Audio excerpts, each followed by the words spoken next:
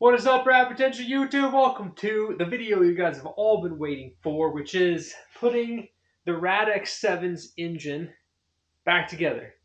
So about a week and a half ago, I was driving this thing to Cars and Coffee, lost oil pressure, oil cooler line exploded, completely roached the front stationary gear bearing. So much so that it spun the bearing completely out of the stationary gear, seized it to the eccentric shaft, and I had to cut it off the eccentric shaft. Everything has been cleaned. All the metal shavings are out of all the bits. I took some of y'all's advice. I did decide. I've had these super mint GSL SE stationary gears with good bearings in them, and the RX8 stationary gears, albeit they are stronger than these GSL SE ones. I don't really think at 400 horsepower that I'm going to break a stationary gear. So because these have mint perfect bearings in them. Look at that. Mint perfect. This is actually from the engine that I took apart to build my hybrid RX7 RX8 engine that's going in my green RX8. And this GSLSD stuff is perfect. So we're going to put that stuff in there. The one thing that it does, make life a little simpler. The old school stationary gears, your FC stationary gears, I think just the RX8s are different, but they have an O-ring on your stationary gear. Don't forget to put that on. As a matter of fact, we'll just start by putting that O-ring on here. If you don't put this O-ring on here, you're going to think that you have a rear main seal oil leak when your engine goes together. That this big seal right here that seals to your eccentric shaft and to the flywheel is leaking because you're going to get a big oil leak at the back of the engine if you don't have that O-ring in there. So make sure you put that in there. First things first, build one of these engines. Got to get your front iron stuck on your engine stand. Once we've got this guy secure, stationary gear, we'll drop that in. Don't want to be assembling this engine dry, so put a little bit of oil on the irons. Now we've got to get the coolant seals in the grooves, a little bit of silicone on the edges of this, and that housing will be ready to go on. Don't forget your dowel O-ring. The front rotor. Get the front rotor centered on the iron, push it so the tip is pointing up. We'll put some assembly lube on these bearings and drop the E-shaft in there. You put your E-shaft in. It's very, very important when you put your E-shaft in that you don't put it in backwards. Okay, I've put it in backwards and stacked the whole engine up. It'll go all the way until you realize that you're going to put your flywheel or your front hub bolt on and you've got it in the wrong side. So don't be like me 5 years ago and put it in backwards. Make sure you get your dowel O-ring on before you put your housing down. Ready to set the front housing on here. I always like to verify that all of my bottom corner seals are straight and that the apex seal is going to slide all the way down the rotor before I put the housing on.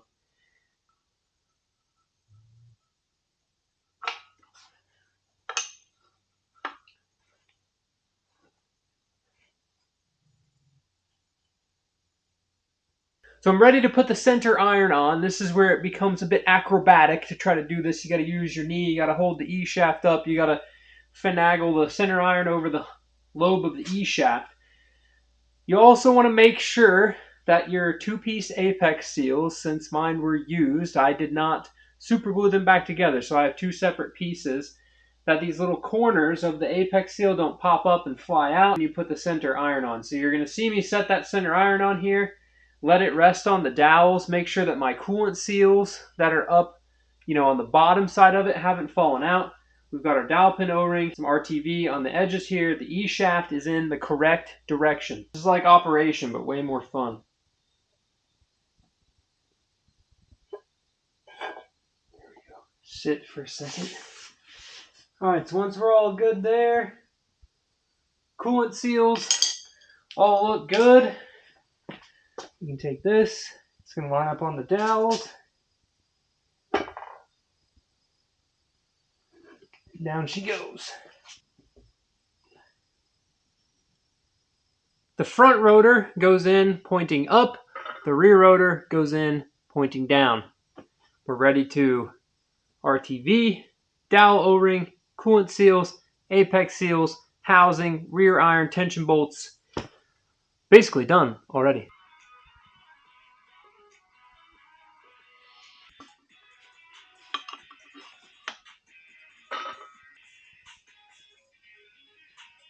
Apex seal corners, silicone for the edges, dowel pin O-ring. Coolant seals are in the rear iron over here. Ready to rock. Make sure you put your oil pressure regulator on. If you don't, it's not that big of a deal, but it is a pain in the butt to get on. Once you've got this rear iron on here, I think we're ready to close this baby up. That be the end of it.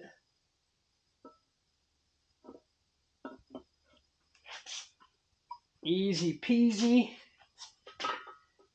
Japanesey. Into play. So we're looking for 2 ticks on the dial gauge there. Probably 19, maybe just a shade under 2 full ticks. So we got plenty of in play. Easy peasy. When you're changing your eccentric shaft, definitely want to recheck your in play because the eccentric shaft could be a little off. Still running the same front stack that I had on this engine. So Torrington bearings, we just cleaned those out, re-soaked them in oil, cleaned everything up here, brake cleaner, parts washer, all good to go, back together. Stacked it right up. Ultimately, didn't really take that long, maybe an hour and a half. I do enough of these engines, kind of taking my time. I had one cantankerous coolant seal, and by that I mean I really like to use the OEM Mazda seals because they fit the best. I had one that was a little too small. So if you have a coolant seal, you know the outer ring, it's a little too small. I use Permatex High Tack to assemble my engines and hold the coolant seals in there. The High Tack's a little aggressive. You can get away with Vaseline, Hylomar. There's all sorts of other different things that are a lot less messy. But this, doubles as a, hey, I'm going to glue the coolant seal in here, and this is also going to help hold the coolant in place. But this also holds cantankerous coolant seals in pretty well. Just be aware, it is a little messy. Charles has figured out this nice way. You can buy these little syringes for just like cleaning your mouth out or doing whatever on Amazon. Use one of these, put it in there, do the deal. When you're done with it, throw it in the trash. I actually almost made that without looking. Pretty stoked. So, in-play checks out good. We can now remove the dial caliper, all mechanical. Ready to go. Remove that. Clean up my mess. I got to put, you'll see here, oh, it doesn't spin, it's all tight. I don't have the keyway in here for all of this. I've got to put the oil pump on. The last time I stacked this engine, I didn't prime the oil pump very well. So whenever I was cranking the engine in the car, I was very worried I didn't have oil pressure. Ended up taking the engine back out, priming the oil pump manually. So this time I'm going to fill this oil pump full of oil whenever I put it on the engine. And that should help this thing prime, especially since I cleaned this thing out and it's dry, no oil in here right now. I'm going to be modifying my front cover before I put the front cover on. Setting the front cover on here, this will be good enough to illustrate what my modifications are going to be. If you can imagine, we're having oil slosh issues, right? Oil sloshing over here to the driver's side of the engine and is blocking off the fill tube. And then all my 9 pounds of boost is pressurizing all the crankcase down here and shoving all that oil out into my catch can. And I was filling my catch can literally in 3 laps on the racetrack, which is not ideal. It's a small catch can, but not ideal. So how are we going to combat that with this engine? So this is not a REW engine. If you look over here at this lovely REW engine, you can see this port on the rear iron. This is a turbo drain. It sits above the oil level. A lot of guys that have oil slosh issues will connect this port to their catch can. What that allows is now the passenger side of the engine has a vent to atmosphere, not just the driver's side. So when the oil sloshes all the way over to the driver's side, when you're taking a hard right corner and you smash the loud pedal, all the boost comes in. The boost pressure in the crankcase can go out this other side of the engine and go into your catch can, and it does not shove all of your oil out the little filter, coat your whole car in oil, and then you look like a fool because you spent a bunch of oil on the track and nobody likes you. So what I'm going to do is, I don't have my rear iron drilled. I'd like to do something that's a little bit easier to change. So this is the GS LSE front cover. You can see here and here. got the spot for the distributor. I'm going to drill and tap my front cover right here in this location for a -10 3/8 NPT bung, and I'm going to run this -10 up to my new catch can. In addition, I really have to apologize to Full Function Engineering because this piece is super trick and I really like seeing their fancy logo on there.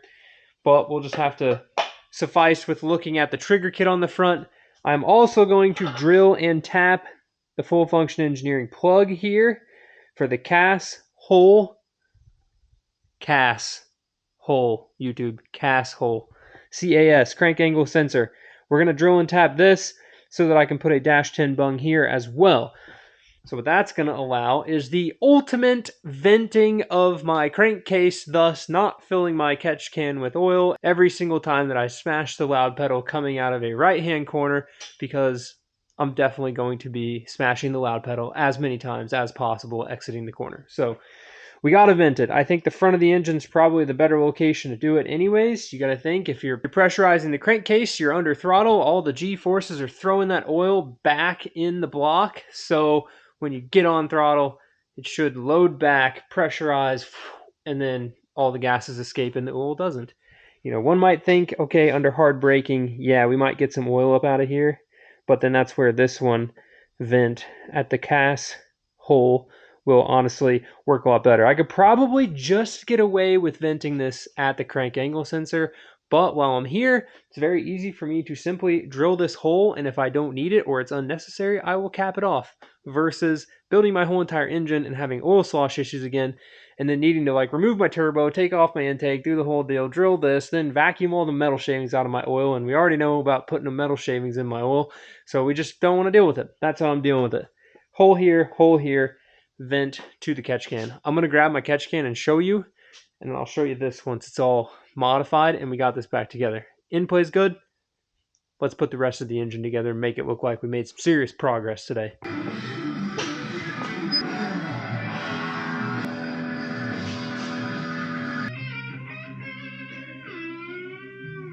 Got to turn my blues jams off for this late night out here at the Rad workshop.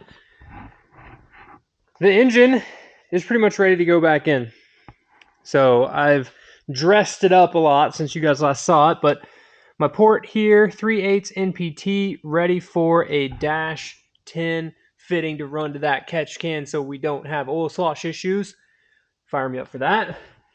I didn't drill a hole in this yet because I wanted to admire how good it looked for the pictures, but there's going to be a hole drilled in this. Went back to the old Mazda speed cap here. I don't know where this came from, but it was laying around. Might be from one of my friend's cars or a spare engine or something, but we're going to rock the Mazda speed cap because I drilled a hole in my old cap because that's where my catch can breather was. An issue that I would love to solve for these, and some Rotary workshop place machine shop should engineer this, and I will totally buy one. We need a short filler. So I made this regular old school filler that I've cut down so that it fits under my Rotary Works elbow for the turbo manifold. If you've ever seen an RAW engine, the oil filler comes up, goes forward, and then it comes up. And what that allows is the throttle body and turbo charge piping to come around the oil filler. Well, on an old school like 12A or something, they're just straight. On a Turbo 2, they have like a little kick thing as well, but it's taller. So when you run the Rotary Works intake, it just gets complicated. I'm rambling. But what we need is somebody to make a billet shorty or a machined or something super sweet shorty oil fill cap tube thing that presses in here and fits better than mine. Because, you know, mine's been hammered in and out of an engine once or twice, so it doesn't fit very tight anymore. But I think I'm just going to like 2-part epoxy this thing into my engine and call it a day. So, short rant about that, but the shorty cap. You have to use a really funky funnel to fill your car up with oil if you don't have the like FD style one, but I think this looks pretty good. So the engine's ready to go. Clutch is on. Turbo manifold. I always just put the turbo manifold on for thumbnails and videos because it looks cool. But this is the old turbo manifold that I built last year using, I think this is like a Gretty or just the eBay style, like shorty, big fat runner manifold for these FCs. My good old Garrett GT35, whatever this is, TO4E or Z or whatever. And then rerouted the wastegate up here so it's more serviceable. Just a nice tile, regular gate, all stainless stuff. Pretty stoked with that. That port, full function engineering trigger kit. You'll notice, look what's not on here, guys. The clutch fan is going away. So in a future video, like a couple videos away from this one, you're going to see the new catch can, which I can show you right now. I was very impressed with the Radium Engineering fuel cell that I bought for the rally car right here. Just the fit and finish. Like, I didn't expect anything less than what I got. It literally exceeded my expectations. You know, you get what you pay for when you buy nice race car parts these days. So I hopped back on Radium's website. I was shopping for some parts for the 4-rotor car, and they sell this really nice vent to atmosphere catch can. Now, I haven't ran this. I literally just took it out of the box right now. I changed my mind from doing the whole like exhaust vacuum, try to create negative pressure in the crankcase, for the reason that when I was researching that, I found that some racetracks and some series don't like that. They want you to have an actual catch can. So this is like a race legal certified size of catch can. And then I just went for the vent to atmosphere one. They sell one that's vent to crankcase or whatever that has a port on the top too. I don't know if I can change to that in the future if this one gives me fits. But I think with my added crankcase ventilation holes and then this larger catch can, that you know, this thing's very nicely baffled on the inside. But I think that should combat my my oil slosh issues. Plus the reason too is like I'm going to have a much longer, like this side, the line that runs to get to wherever the catch can is. Same with this line. Like those two longer lines are just going to make it a lot harder for the oil to block it completely because it has to travel further and over hills and through the woods and across the bridge and wherever. That should make it work a little bit more efficiently for getting the air out and keeping my oil in. I'm hyped to have this thing back together. It was an unscheduled, needed to fix thing, and it needs to be fixed to go to the dyno next week. So now we can pop this engine in the car tomorrow and pretty much get this thing fired up in the next video, minus the electric fans and giant aluminum radiator that I've ordered for the car. So taking this apart, I discovered that the trusty, crusty old brass radiator here is separating. Fortunately, when I built my radiator bracket and my like kind of sort of faux V-mount thing, that puts the radiator like down in the front without all the shrouds and stuff from the stock first gen, which works really well. There's no reason to necessarily change it. I just changed it, I guess. But I built my mounts to suit a stock 1979 RX7 radiator, knowing that Champion Radiators makes a 3-row big replacement radiator for the 79 RX7. So I could just buy OEM radiators over and over again versus putting some like 4-row NASCAR radiator in here. And then I'm driving through Nebraska or something for some reason, right? Hammer goes through the radiator, and now I have, like, if I didn't buy 2 radiators, I wouldn't be able to just go to a junkyard and get an RX-7 radiator and put it in my car. So, like, in my head, sustainability is one of the biggest things when you build a race car, is because not only, like, in 20 years, you might not be able to buy that custom radiator because the company that made it went out of business. So you've got to think, or at least I like to think about finding parts and using parts that are readily available, because and will always be readily available, because otherwise you're just sitting here with like that old Dodge Colt that was out there. It had a bunch of custom trick, super sweet bits around the fuel system and the oil cooler thing and all of that, and like that's stuff that I can't even find now, like that they've ever made. So it's all custom one-off bits, and you know, in a rally car or in your street car or in your RX-7 or your diesel or whatever, if you break and then you have to spend 2 months remachining the piece, that just sucks. So a lot can change in 2 months, but just like this one, I've done some modifications to keep a stock FD radiator with the 4-rotor so that we can just use FD radiators. Same thing. Anyways, that is going to be the end of this video. I know I've stacked a bunch of rotary engines on here. I know you've seen me put together, and dress up this rotary engine probably a bunch of different times, putting the turbo on, building this car last year. But I'm stoked that it's all back together. Everything went smooth. Didn't really expect anything less.